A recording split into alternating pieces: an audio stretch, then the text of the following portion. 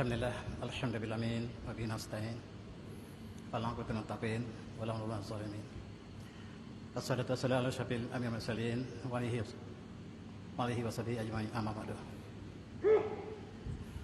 Al-Fadhil pengurusi yang saya muliakan, pengurusi, timbalan pengurusi, Tuan Imam,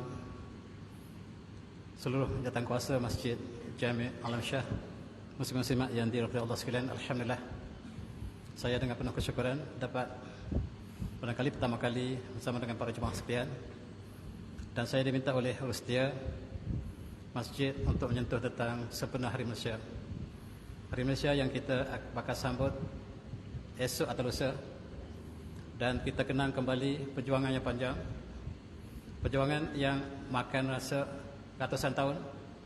Akhirnya kita merdeka dengan penuh kesyukuran. Dan kita juga menyambut Hari Malaysia kemudiannya. Dan kita mulakan dengan ayat surah Al-Baqarah, ayat surah Al-Imran. A'udzubillahiminasyaitonirrajim. Wa'tasimu bihablillah jami'an wa la tafarraqu wazkuru ni'matallahi 'alaikum id kuntum a'da'an fa'alafa bainakum fasbatum bi ni'matihi ikhwana wa kuntum ala syaftin minan nar wa kuntum la syaftin minan nar fa'anqadhakum minha kadzalikum Allahu lakum ayatihi la'allakum tahtadun. Surah An-Nazim. Dan berpegang teguhlah kamu dengan tali Allah seluruhnya, dan jangan kamu berpecah belah, dan ingatlah nikmat Allah ketika kamu bermusuhan, lalu Allah mengikat hati-hati kamu, lalu dengan nikmat Allah kamu dijadikan saudara. Ketika itu sedangkan kamu sudah berada di jurang neraka, lalu Allah menyelamatkan kamu daripadanya. Demikianlah Allah menjelaskan ayatnya. Mudah-mudahan kamu mendapat petunjuk. Inilah tema perpaduan yang hanya dapat memadukan ataupun sebagai perpaduan mengikat hati manusia hanyalah Allah SWT. Oleh sebab itu jalan perpaduan kita hanyalah dengan jadi Allah, dari Allah. Tidak ada jalan lain-lain. Ekonomi tidak dapat mengikat kita, sebab ekonomi boleh naik dan jatuh. Bangsa juga tidak dapat mengikat kita, sebab sepanjang sejarah bangsa kita ada kalanya bangsa mengkhianati bangsa sendiri. Hanyalah wa'tasimu bihablillah jami'an, itu saja perpaduan yang kita tarifkan dalam konteks perpaduan yang sebenarnya. Dan selamat menyambut Hari Malaysia dengan tema yang sama, Malaysia Madani katanya, tekad perpaduan penuhi harapan. Itulah yang saya baca kembali tema yang telah diletakkan.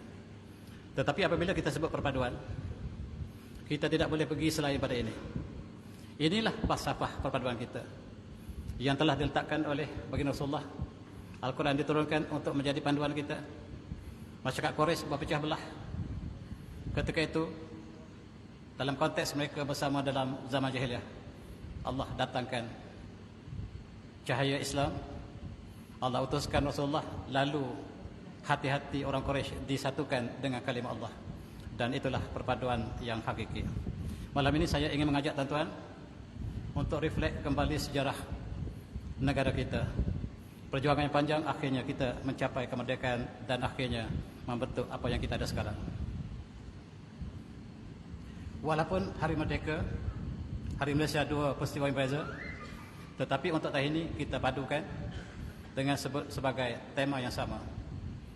Dan kita merdeka pada 31 Ogos 1997, dan Hari Malaysia lebih lewat pada 16 September tahun 1963. Dan kedua peristiwa ini kita kenang, dan apakah yang berlaku sepanjang sejarah umat Melayu ini.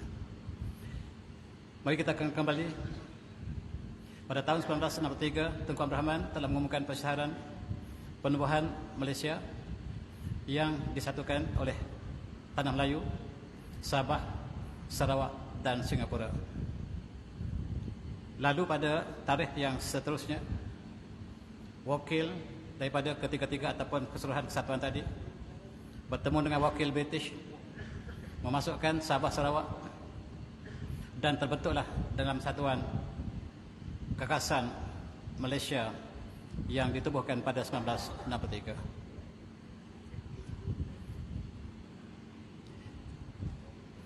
September 1963, pengisyaran tarikh pembentukan Malaysia yang disahkan oleh Perdana Menteri Tengku Abdul Rahman di hadapan 30,000 rakyat Malaysia dan disambut dengan penuh meriah, bahagia dan bersyukur. Adapun satu lagi komponen negara Melayu, iaitu Brunei. Brunei tidak bersama dengan kita. Dan ini pemandangan apabila Gubernur terakhir British meninggalkan Sarawak. Gubernur British yang terakhir, Sir Alexander Weddell, dan isterinya telah berangkat pulang ke negara asal mereka, yang menunjukkan bahawa seluruh Sabah Sarawak telah merdeka bersama Malaysia. Maka kita telah membentuk zaman kemerdekaan yang kita bentuk sendiri negara ini. Selama ini kita dijajah, tetapi hari ini dengan pembentukan Malaysia dan selepas merdeka, kita boleh membentuk nasib kita sendiri. Dan benih yang kita tanam sejak merdeka, sekarang kita petik. Sama ada benih yang baik yang kita tanam dan kita telah semai selama ini, dan sekarang kita petik hasilnya.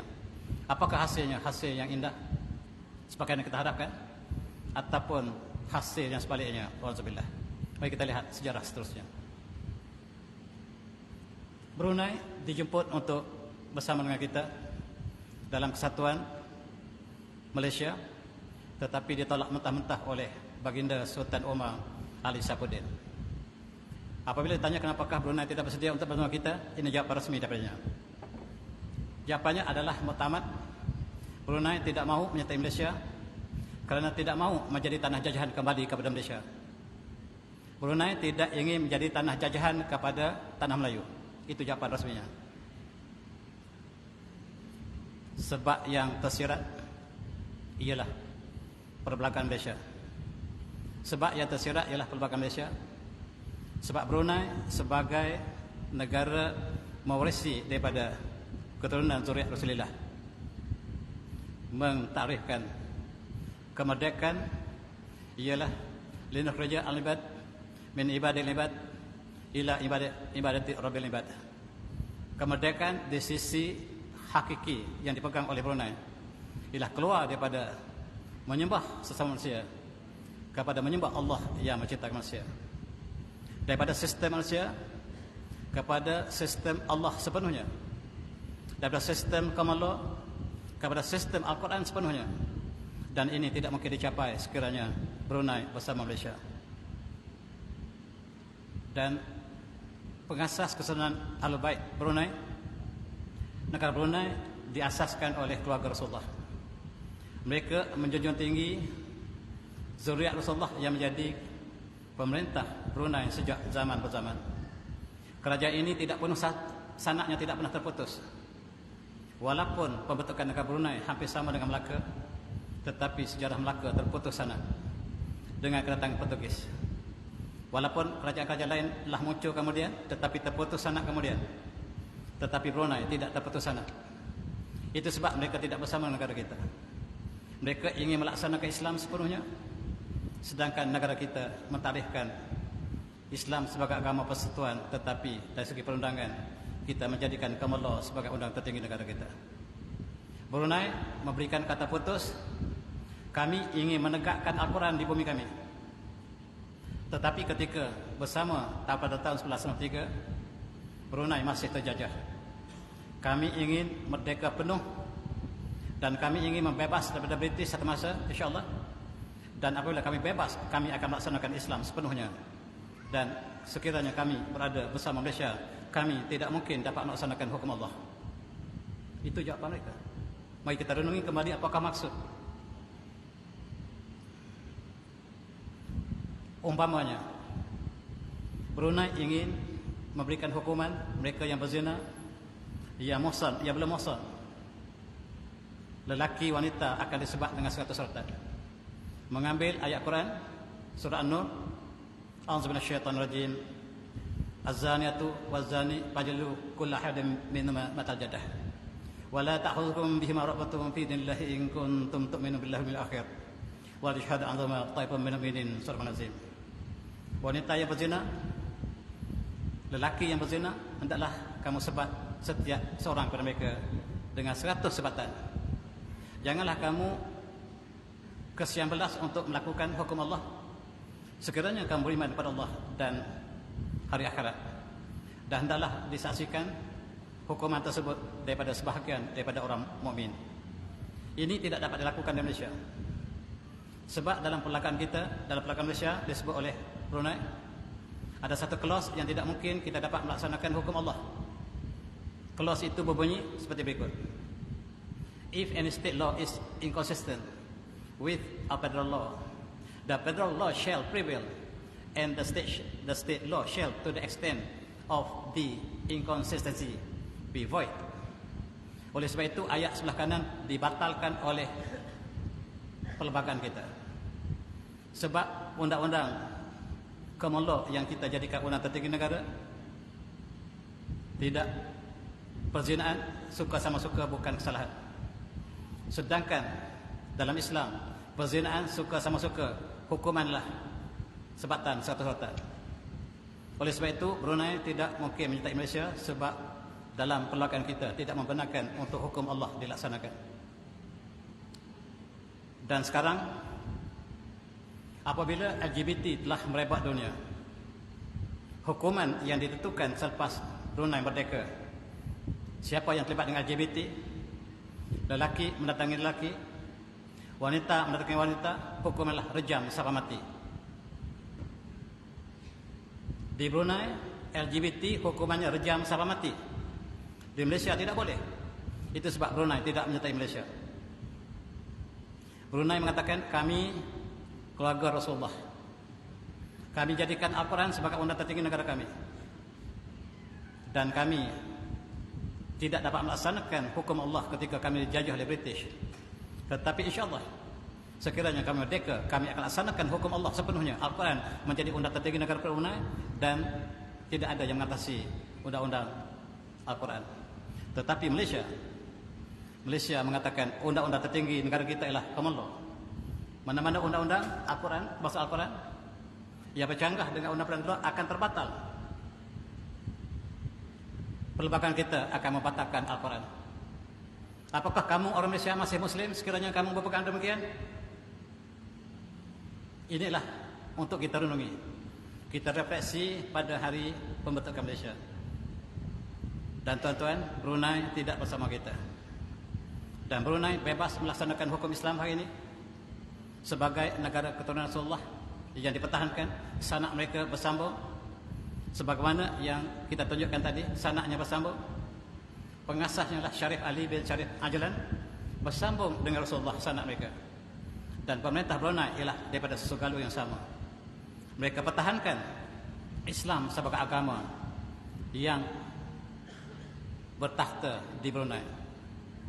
Dan kita kenang kembali juga apabila Singapura masuk dalam Malaysia, kemudiannya Singapura keluar kembali, maka tinggallah tanah Melayu jadi sebagai semenanjung, Sabah Sarawak yang berpadu menjadi Malaysia moden sampai hari ini. Inilah tuan-tuan, Singapura mengambil keputusan untuk meninggalkan kesatuan pada 6 Ogos 1965, hanyalah hampir 2 tahun bersama dengan keluarga Malaysia. Dan sekarang mereka melonjak kepada negara termaju dunia. Mereka meninggalkan third world, dan mereka sekarang telah mencapai first world, negara kelas pertama. Ketika mereka bersama Malaysia, mereka menjadi third world sama seperti kita. Ketika mereka bersama Malaysia, sampah penuh di pelabuhan Singapura, dan sekarang Singapura menjadi kota yang terbersih di dunia. Ekonomi Singapura semasa bersama dengan Malaysia sama seperti Malaysia. Dan hari ini ekonomi Singapura terbaik di dunia, mengatasi Switzerland. Dan Singapura diisytiharkan ekonomi terbaik dunia 3 tahun berturut-turut. Jiran kita meninggalkan kita begitu jauh. Demikian juga Universiti Malaya, asalnya di Singapura, kemudian kita pindahkan ke Kuala Lumpur. Cawangan kita di Singapura bertukar menjadi National University of Singapore, NUS. Dan sekarang ranking NUS antara 10 terbaik dunia, dan Universiti Malaya induknya duduk tahap 200 dunia. Mereka meninggal kita begitu jauh. Alhamdulillah mereka meninggal Malaysia. Mereka mencapai satu darjah yang cukup hebat berbanding negara kita. Itulah kata-kata mereka. Mari kita renungkan tuan-tuan. Kita bukakan hati perasaan kita malam ini supaya kita renungi secara ikhlas apakah yang sebenarnya menghalang kita dalam pencapaian yang kita harapkan apabila kita merdeka. Kita ingin laksanakan Islam sebagai agama undang-undang, bukan saja Islam sebagai agama resmi, tetapi melaksanakan undang-undangnya untuk tunduk kepada seluruh sistem, kepada sistem Allah, meninggalkan sistem riba. Allah mengatakan wahallahul bai'a wa harrama riba.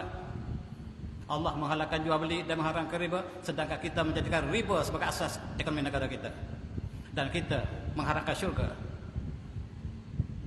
Undang-undang tertinggi negara kita bukan Al-Quran, tetapi undang-undang federal, yaitu common law, yang membatalkan sekiranya bercanggah.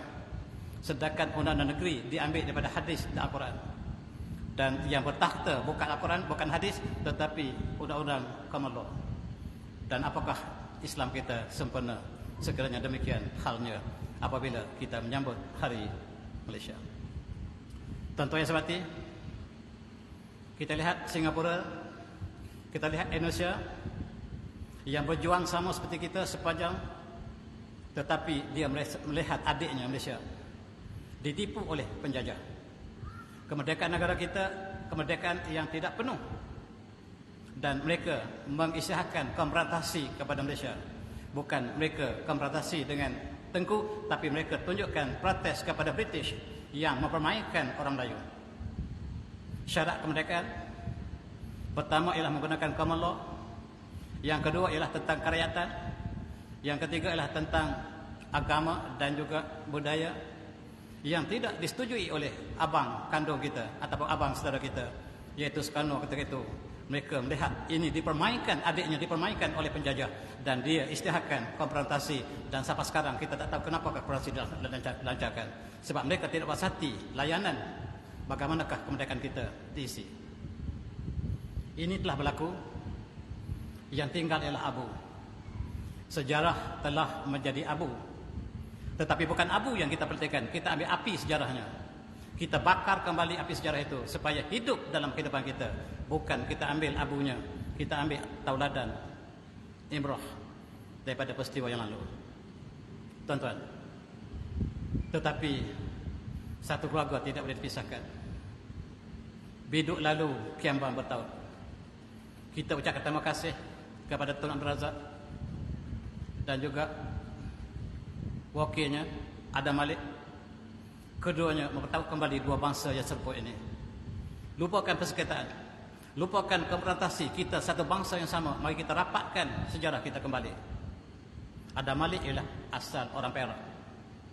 Adam Malik ialah orang Perak yang kemudiannya berhijrah ke Jawa, yang akhirnya menjadi timbalan Presiden ataupun Menteri Luar Indonesia, dan Tun Abdul Razak sebagai Menteri Luar Malaysia bertaut kembali, dan kita rumpul sebangsa. Alhamdulillah. Mari kita lihat negara kita sebelum merdeka. Satu masa yang cukup indah. Kawasan inilah kawasan disebut sebagai Melayu Raya. Daripada Filipina sampai ke Aceh, kita satu bangsa, satu ummah, satu akidah. Tidak dipisahkan oleh geografi. Tapi sayang, bila penjajah datang, mereka pecahkan negara Melayu ini kepada negara-negara yang berbeza-beza. Mereka sebut Malaysia, mereka sebut Indonesia, mereka sebut Kamboja, mereka sebut Filipina, mereka sebut Singapura. Kita terpisah 5 daripada asalnya 1.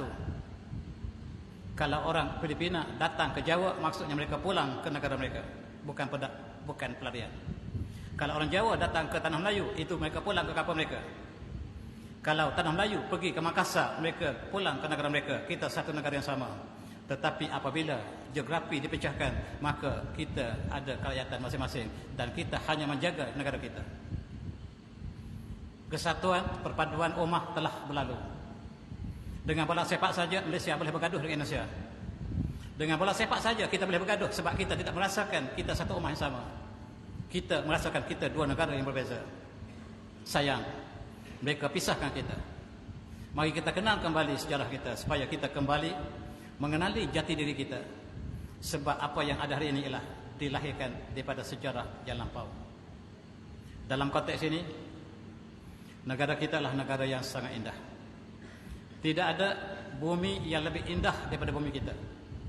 Seluruh penjajah menyaksikan, Portugis mengatakan bumi yang paling cantik yang mereka pernah lihat ialah bumi Tanah Melayu yang mereka sebut sebenarnya emas.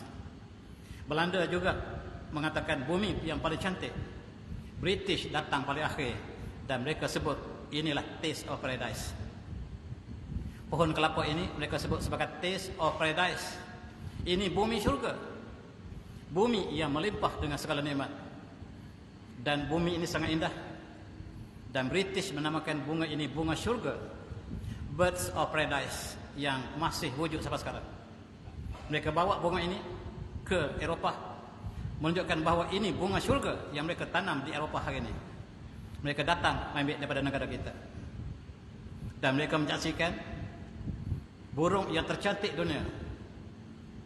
Burung yang sangat cantik ini yang mereka sebut dalam bahasa Perancis Toure de Sol.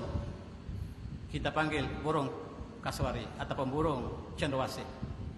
Ini burung yang tercantik dunia, yang hanya duduk di syurga, kata mereka di barat. Dan syurga itulah Malaysia. Semua mereka iktiraf syurga yang ada dalam kitab mereka ialah kita. Itu sebab semua bangsa datang menjajah kita, sebab mereka nak cari syurga yang mereka sebut sebagai Garden of Eden. Dalam Bible disebut Garden of Eden, di mana Adam and Eve pernah tinggal. Dan mereka mengatakan syurga itu ialah di bumi. Kita umat Islam, syurga ialah bukan di bumi. Inilah sebab mereka datang dari kita, negara yang paling indah yang mereka saksikan. Tidak pernah, tetapi sayang kita tidak pernah melihat keindahan kita. Dan buah-buahan negara kita, rambutan saja ada 150 jenis. Di barat apple ada 2 jenis, apple hijau, apple merah. Allah berikan rezeki yang berbagai-bagai jenis. Pisang ada 250 jenis di Malaysia. Dan kita ada musaking. Satu-satunya bumi yang boleh, yang ada musaking adalah bumi kita. Bumi yang penuh nikmat. Dan itulah untuk kita syukuri. Sayang, emas kita yang banyak dipunggah oleh penjajah. Sejak daripada zaman Portugis bawa emas kita kembali ke negara mereka. Dan mereka sebut negara kita sebagai semenanjung emas. Di mana-mana ada emas. Bila Belanda datang, mereka ambil emas. Bila British datang, mereka punggah emas. Bila Jepun datang, mereka ambil sisa-sisa emas yang ditinggalkan oleh British digemas. Gemas itulah gold emas. Orang Melayu sampai hari ini tak tahu gemas itulah lubuk emas. Gua emas, asalnya gua emas, kita panggil gemas. Ada lagi orang Melayu tak tahu. Itulah sumber emas dunia, gemas. Dan seluruh negara kita ada emas yang banyak. Dan kita melaksanakan Al-Quran ketika itu. Ketika penjajah belum datang, kita melaksanakan hukum Allah. Al-Quran ialah undang-undang tertinggi negara kita, yang dijelmakan di dalam berbagai-bagai undang-undang negara kita ketika itu.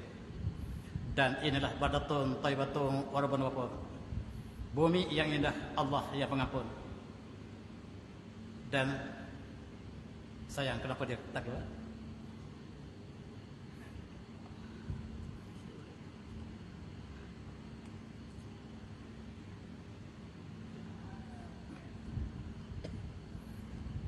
Tadi gambar saya bebas kembali.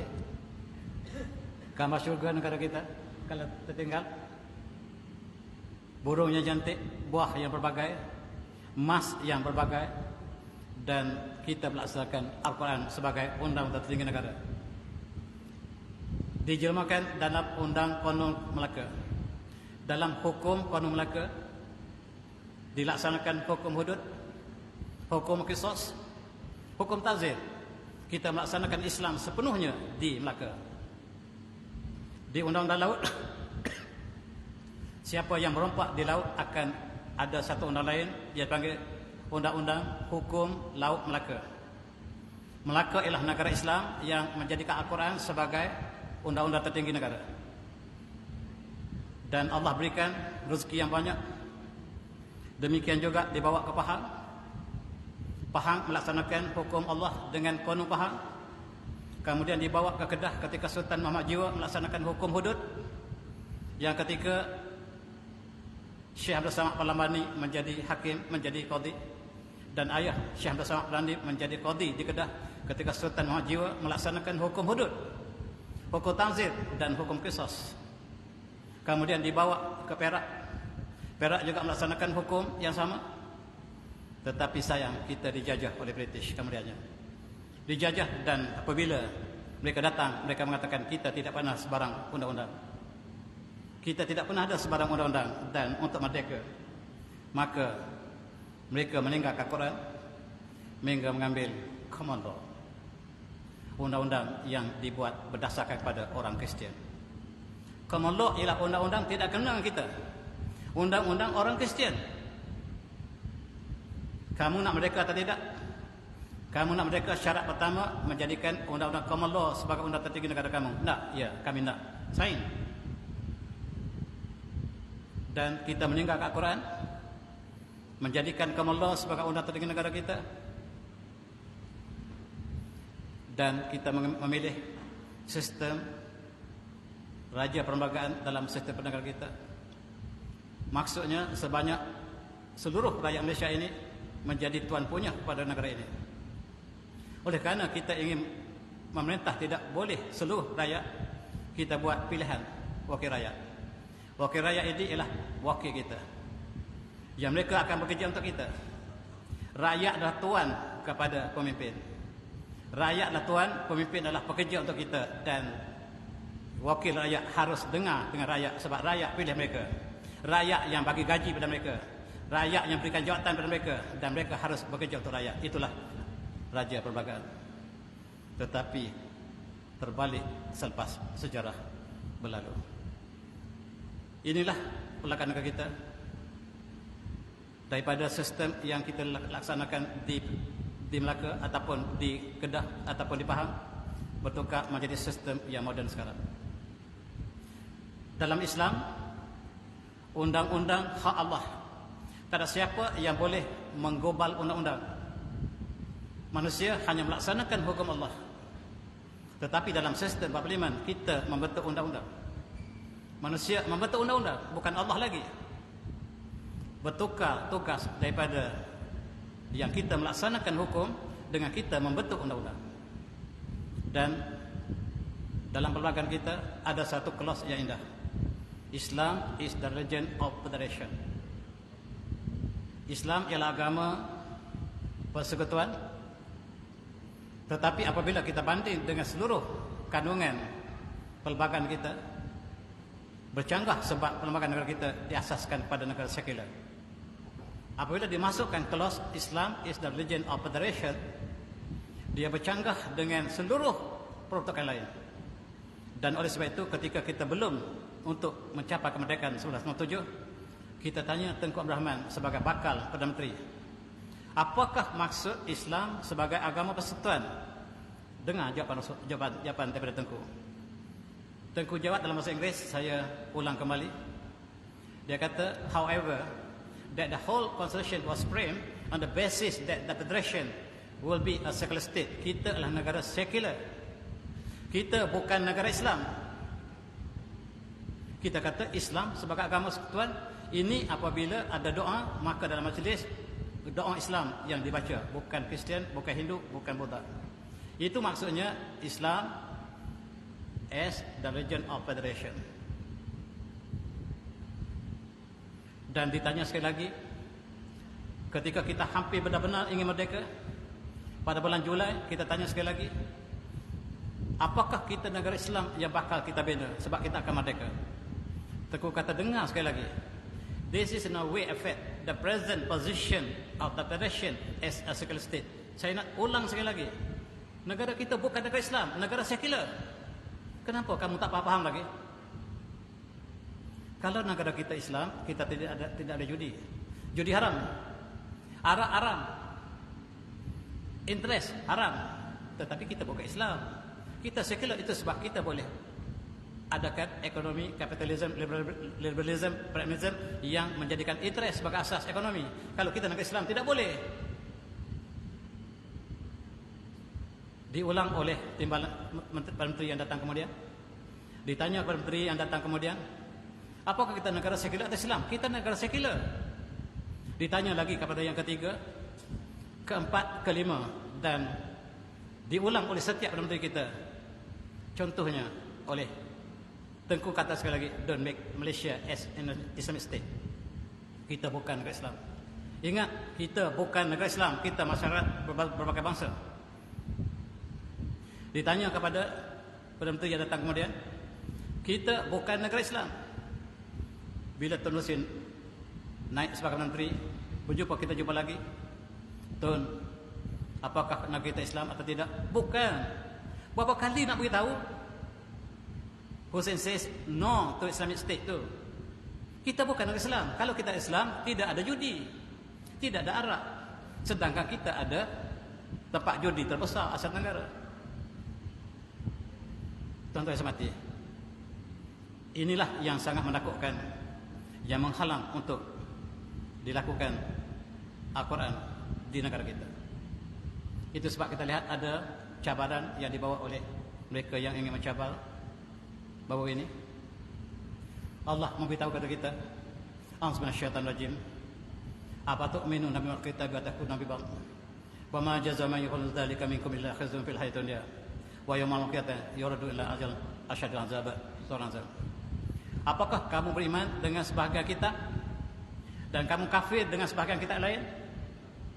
Dan barang siapa yang melakukan ini, tidak ada balasan daripada Allah kecuali kehinaan hidup di dunia, dan di hari kiamat nanti akan dikembali kepada azab yang sepedihnya, yang paling pedih. Tuan-tuan, puasa, solat, haji, kita beriman sepenuhnya. Dari segi ekonomi, dari segi pendapatan negara, undang-undang, budaya, pendidikan, tak kira Islam. Kita bukan masuk dalam peringkat. Kita tidak mengambil Al-Quran sebagai undang-undang tertinggi negara kita. Dan Allah mengatakan, apa bentuk minum kita wa takfuruna bi ba'd. Kamu beriman satu bahagian Al-Quran, kamu kafir sebahagian Al-Quran, dan inilah sedahsyat-dahsyat azab di akhirat nanti. Tuan-tuan yang semati, kita dah berangan-angan dekat dengan pintu syurga. Rupa-rupanya menghalang ini daripada syurga kita. Ini menghalang kita daripada syurga. Tuan-tuan yang semati, ketika kita merdeka, kita tidak duit, bagaimanakah untuk bayar gaji kepada pekerja-pekerja kita? Maka kerajaan buat cadangan, kita buat judi, kita kembangkan judi negara kita. Kita buat dipanggil loteri kebajikan. Uang kita banyak sebab kita berjudi ketika itu. Dan sebahagian uang ini dibuat masjid. Ada beberapa masjid yang dibuat dengan uang ini yang dipatuakan tidak boleh solat sampai hari ini. Kalau kita nak Islam, tidak boleh ada judi ini. Tetapi negara melalui parlimen meluluskan judi yang disebut sebagai kebajikan masyarakat yang dicabut dan diberikan hadiah bagi mereka yang menang. Kemudian kita lihat kerajaan melalui parlimen telah memberikan tanah kepada seorang toke bernama Tan Sri Lim Goh Tong di Genting Highland bersama dengan seorang bernama Tan Sri Haji Muhammad Noh untuk membuka kasino judi, dan ini direstukan oleh pemerintah ketika itu. Parlimen membenarkan, maksudnya rakyat kita yang memilih, membina pusat judi ini. Kita yang membina, sebab apabila kerajaan yang membinanya, maksudnya rakyat membina. Dan inilah kerajaan meluluskan tanah yang sangat luas untuk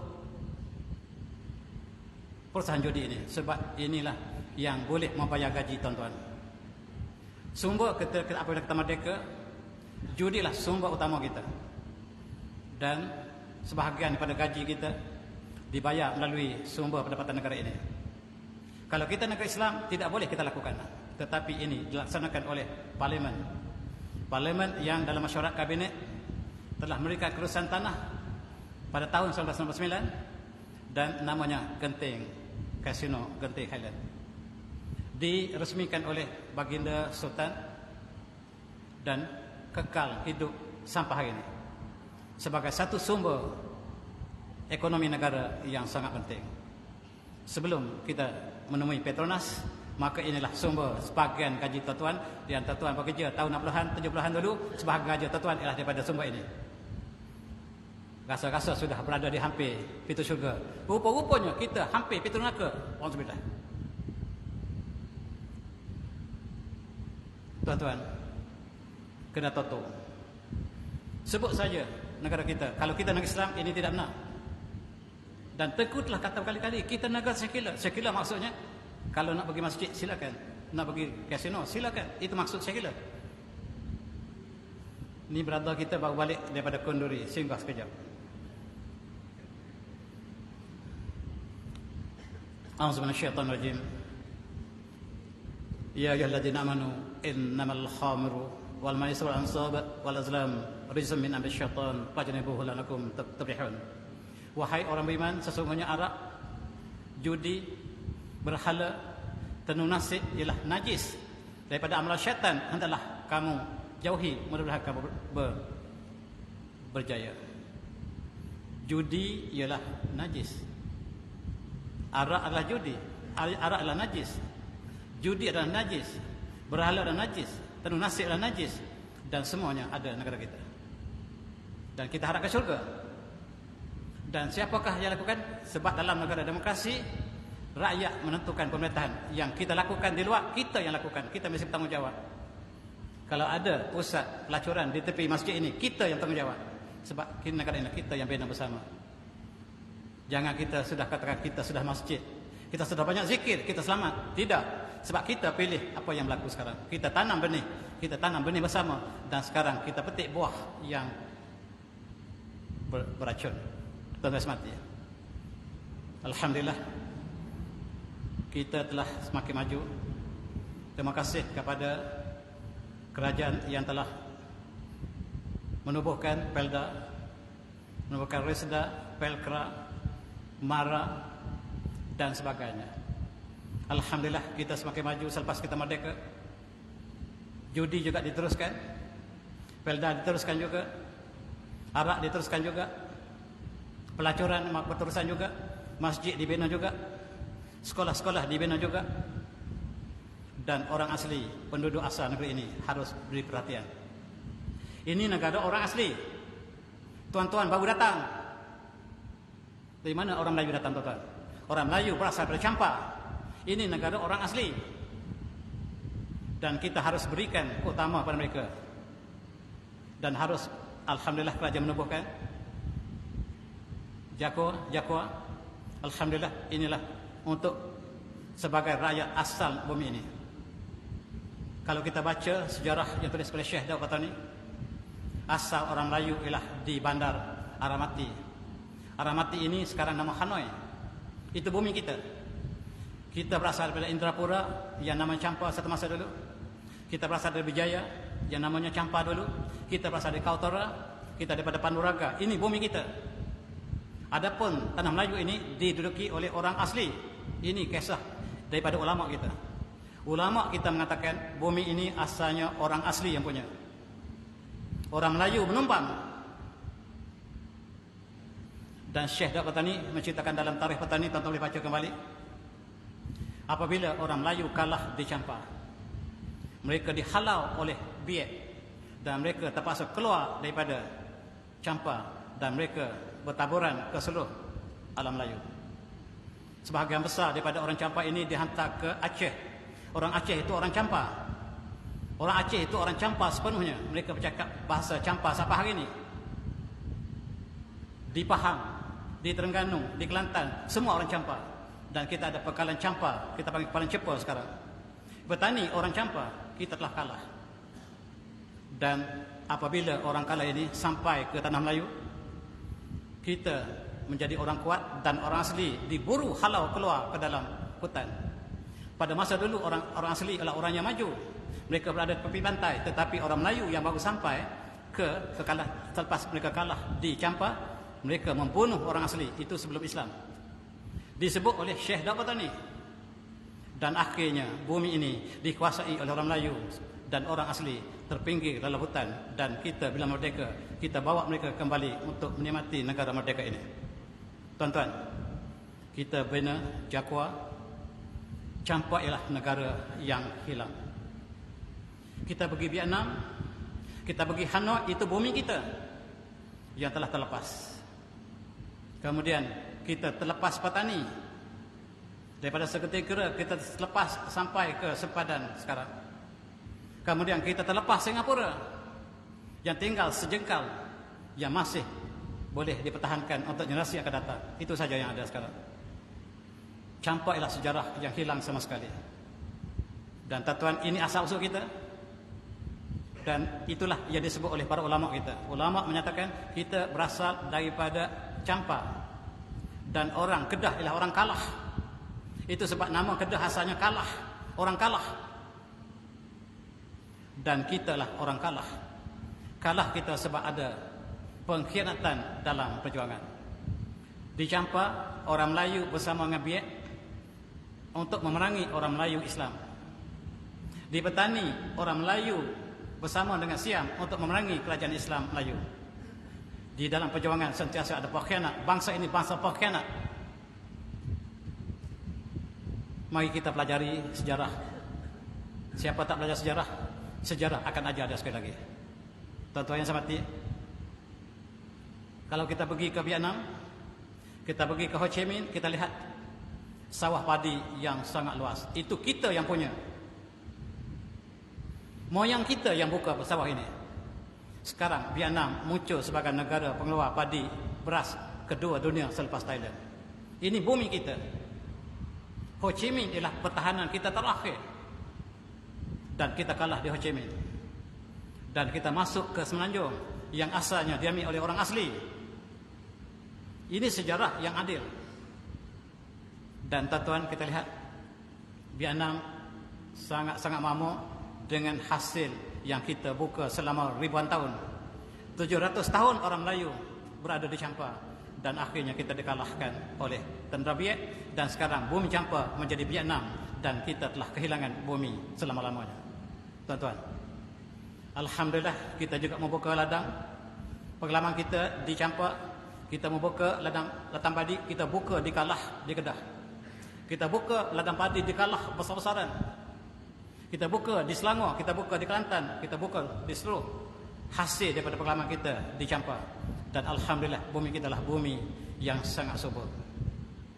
Bumi yang sangat subur disebut oleh semua pendatang. Dalam catatan Cina, Cina mengatakan di bumi Malaya, bumi Melayu ini, kalau kita jatuh sebiji benih dan kita lupa benih itu jatuh di situ, tunggu 2 bulan lagi dia keluar buah. Sayur akan keluar buah selepas kita terjatuh benih. Itu bumi yang sangat subur. Benih pisang, anak pisang yang terbiak, kita ambil campak di situ, setahun depan dia keluar buah. Satu bumi yang tak perlu kepada baja untuk tanaman kita. Ini bumi yang sangat subur. Dan tuan-tuan, kita di Vietnam, kita tak pernah guna baja. Di negara kita juga pada awal dulu kita tak pernah guna baja untuk tanaman padi kita. Lepas kita merdeka baru kita gunakan baja. Sebab bumi ini bumi yang sangat subur. Batang ubi kayu jatuh ke tanah, tahun depan keluar isi tanpa kita tanam. Inilah bumi yang bertuah. Dan bila kita merdeka, bumi bertuah ini ekonominya jatuh menurun. Ini ada satu benda yang tidak kena. Tuan-tuan semati, Allah berikan kita dengan berbagai-bagai hasil getah, kelapa sawit dan buah-buahan yang tidak ada taranya di atas muka bumi ini. Gambaran nikmat yang sangat luar biasa. Dan tuan-tuan, ikan kita yang banyak. Kita dikelilingi oleh laut dan ikan di bumi kita sangat-sangat banyak. Saya pernah pergi ke Uzbekistan, tuan-tuan. Di sana tidak ada laut. Harga seekor ikan sama mahal dengan seekor kambing. Dan bumi kita, ikan di mana-mana saja. Dan orang barat mengatakan, orang Melayu, Entah kenapa dia makan ikan kecil. Kecil ikan tu dia makan. Ikan bilis dia tak tahu. Kalau kami tak pernah dipikir ikan bilis boleh makan. Orang Melayu makan ikan bilis. Nampak? Kita nikmat di mana-mana saja. Alhamdulillah. Alhamdulillah. Fi kulli hal. Inilah bumi kita. Dan kita buka sekolah, tuan-tuan, bagi kita kenal bila kita merdeka dan kita membentuk Malaysia. Ini sekolah Melayu yang awal di Ceras. Di belakang, tuan-tuan. Sekolah Alam Shah. Yang ditubuhkan untuk orang Melayu yang miskin. Dan saya juga belajar di sini dulu. Dan kita membuka Universiti Malaya.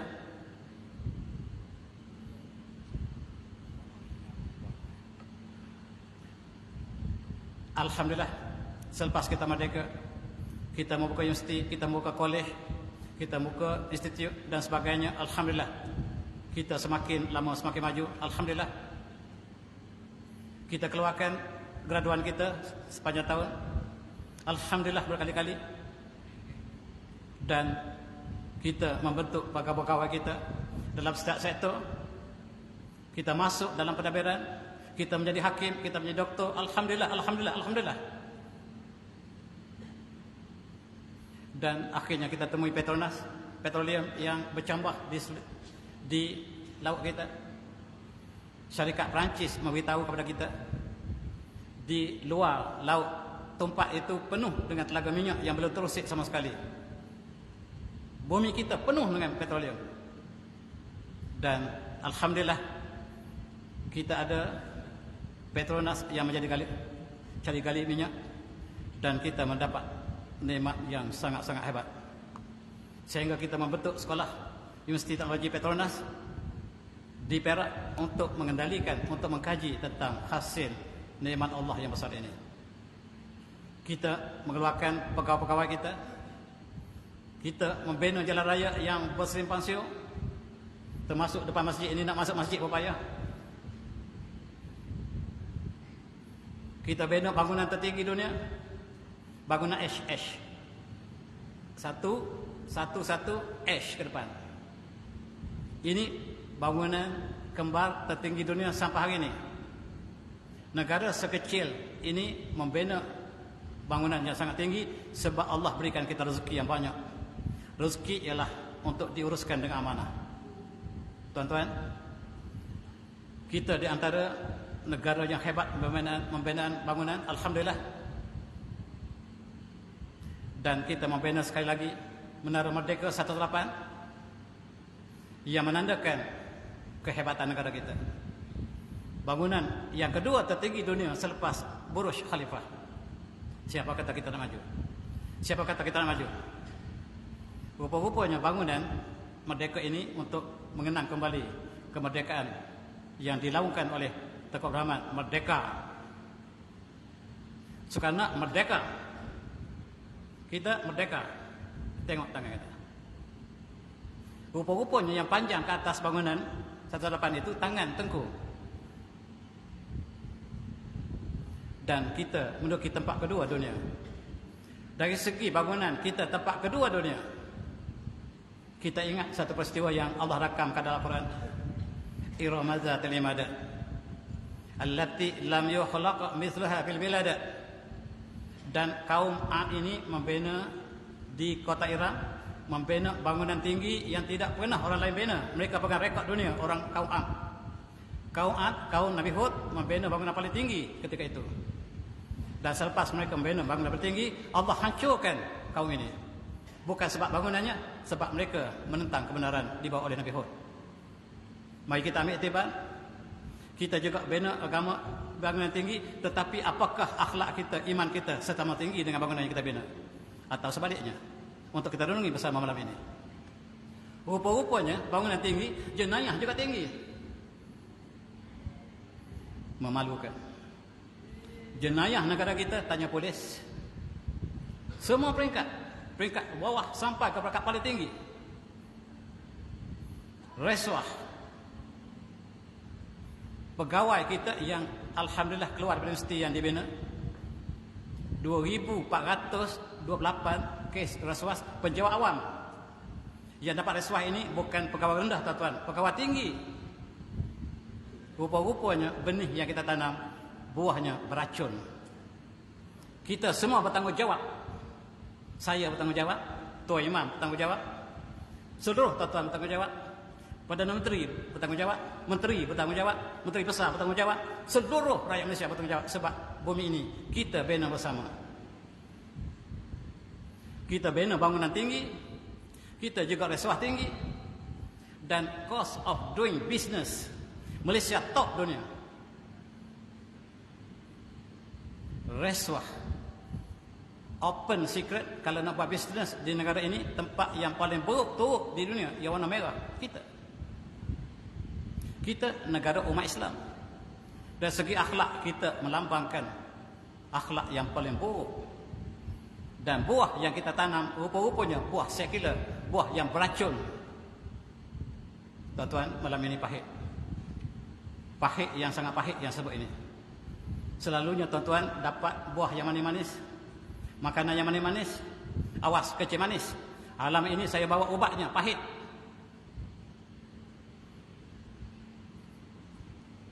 Rasuah di Malaysia sudah menjadi pandemik, tak boleh dibaiki lagi.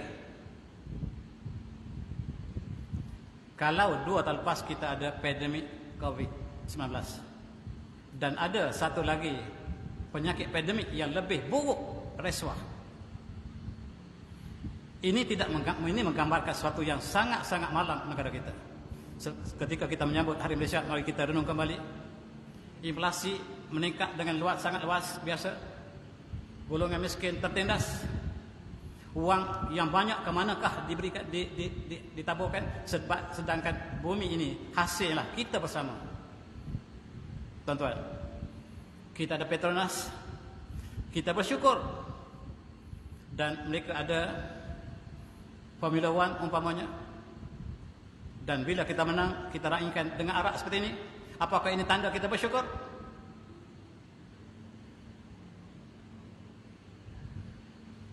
Kalau kita negara Islam, tidak boleh berlaku seperti ini. Dan di Munich, Jerman, mereka ada pesta Oktoberfest.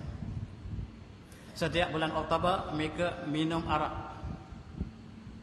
Dan ini hak asasi manusia kononnya. Dan di antara pemimpin kita mencadangkan supaya Oktoberfest diadakan di Malaysia. Di Eropah selepas mereka adakan pesta minum arak, jenayah akan bertambah dengan cukup tinggi. Setiap data polis memberitahu perkara ini. Dan kita ingin bawa ke Malaysia. 3 tahun lepas, perdebatan di dalam parlimen kita, sebab ada wakil rakyat mengatakan kita tidak boleh bawa budaya arak, sebab arak bukan budaya kita. Dan seorang yang mabuk, dia akan melanggar semua manusia, sama ada orang Islam atau bukan Islam.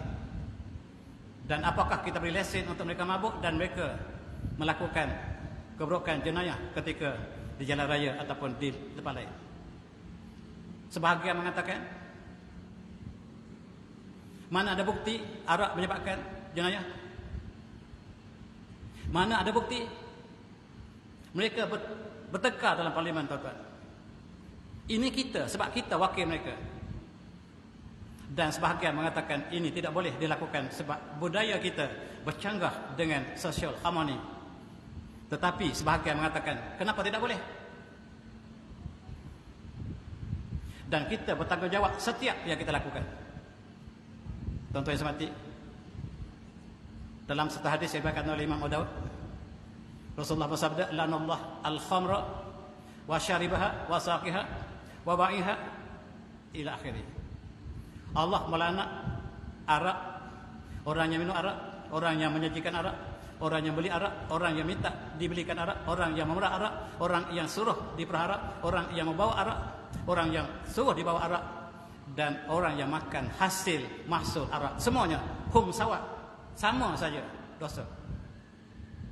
Ketika Covid lepas, kita lihat bahawa arak tidak dapat diadakan. Maka pemandu lori mengatakan mereka kehilangan pendapatan. Rupa-rupanya memandu lori arak ini orang Melayu. Saya baru tahu.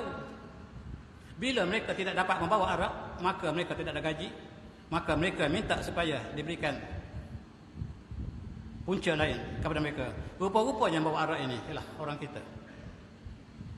Dan apakah kita negara Islam? Mereka berhujah kita negara majmuk. Dan kenapa kita harus haramkan arak? Beritahu mereka, yang mabuk arak mereka akan langgar seluruh. Polis pun kena langgar, yang baik kena langgar, yang buruk kena langgar, Islam kena langgar, bukan Islam kena langgar. Mereka langgar semua. Semua polis dunia mengatakan don't drink and drive. Kenapa kita tak dijadikan ini asas untuk kita jadikan negara kita negara yang aman, harmoni? Tuan-tuan, kemalangan jalan raya yang tertinggi di Asia Tenggara, negara kita sekali lagi. Malaysia menurut kita tempat pertama di dunia, di Asia Tenggara dalam konteks kematian disebabkan kemalangan, disebabkan oleh minum arak. Kita tertinggi, tetapi jarang kita sebarkan data yang sebenar ini. Kita sembunyikan. Di dunia tuan-tuan, Malaysia yang kecil ini menduduki tempat ketiga dunia di dalam kematian disebabkan oleh arak. Malaysia third highest globally, lebih pada China dan India. Yang atas kita China dan India. Kita nombor 3. Kemalangan disebabkan oleh arak, kematian disebabkan accident kerana arak. Kita nombor 3 dunia. Kenapa kita tak sebarkan data ini kepada seluruh rakyat kita? Dan kita berhujah bahawa kita masyarakat majmuk. Tuan-tuan sekalian, dalam konteks Islam, minum arak hukumanlah 60-80 rata. Minum arak hukum yang ditentukan oleh sebahagian ulama kita ialah samanin al-jaldah, 80 sebatan.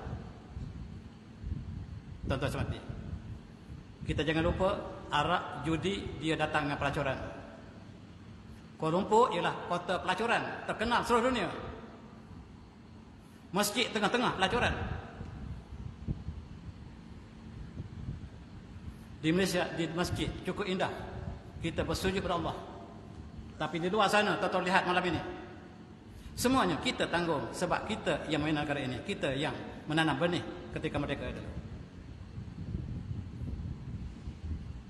Kerajaan melalui sahakam mencadangkan supaya pelacuran diiktiraf sebagai hak asasi Malaysia, supaya diakui sebagai satu profession. Tentera, polis, pelacur, guru, ustaz sama-sama profession. Kita menempa satu perkara yang tidak pernah berlaku dalam sejarah. Pelacuran terus berlaku tetapi tidak pernah dihalalkan. Dan mereka dengan slogan sex works is work. Sama ada ini telah dibincang atau tidak saya tidak pasti, tetapi pernah dicadangkan. Hasilnya pada tahun 2013 lepas 159,000 anak luar nikah dihasilkan negara kita. Yang bercakap barangkali yang menentang tentang Islam itu kebanyakan daripada mereka barangkali wallahu a'lam. Anak yang dilahirkan tidak berdosa, tetapi anak yang diasuh oleh mereka yang terlibat seperti ini tidak akan membawa kepada kebaikan barangkali. Tuan-tuan, dalam satu hadis Rasulullah bersabda, la yazni az-zani hina yazni wa huwa mu'min. Ketika seorang mukmin sedang berzina, dia bukan mukmin lagi, imannya telah tercabut. Wala yazni az-zani hina yazni wa huwa mu'min. Ketika dia sedang berzina, dia bukan mukmin lagi. Wala yashrabu al-khamra hina yashrabu wa huwa mu'min. Ketika dia minum arak, dia bukan mukmin lagi. Wala yasriqu asariq hatta yasriqa wa huwa mu'min. Ketika dia mencuri, dia bukan mukmin lagi. Lepas dia mencuri, dia masuk masjid, dia Islam kembali. Dia takbir kembali, dia Islam kembali. Tapi bila dia mencuri kembali, dia keluar Islam balik. Demikianlah dengan yang lain. Tuan-tuan yang semati, third gender ialah sumber kepada LGBT. Mereka sekarang berjuang untuk hak asasi manusia. Dan mereka mengatakan, kenapakah kita masih tidak membenarkan LGBT negara kita?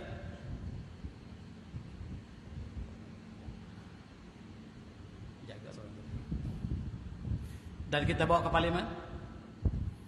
Mereka mencadangkan supaya kita iktiraf hak detak gender.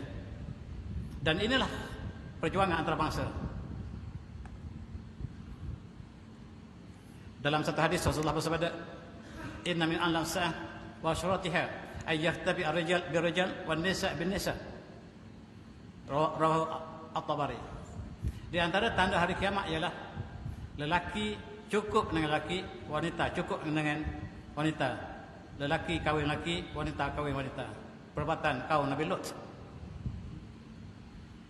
Tuan-tuan, di Malaysia mereka sedang perjuangkan sebahagian daripada rakyat Malaysia.